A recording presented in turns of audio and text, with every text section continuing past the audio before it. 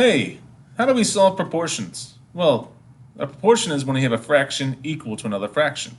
And for missing something in our proportion, we can cross multiply. And what I mean by that is we make this thing that kind of looks like a butterfly. We cross multiply.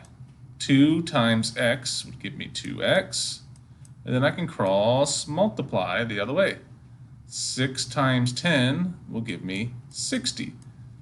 So we cross multiply and we set them equal to each other because these two fractions have an equal sign between them. So then I can solve this like an equation, right? So this is 2x, a number next to a letter means multiply. So I would divide to get rid of that and leave me with x. And I would divide this side by the same thing to keep it equal. X equals 60 divided by 2, which is 30. So that is how we solve a proportion. We cross multiply and then we solve for the variable. All right, what if they have numbers that are already in there and there's nothing to miss for? And they say, what are these proportional? Well, we do the same thing. We cross multiply. 4 times 9 is 45. 4 times 11 is 44. These are not equal to each other. This is not proportional.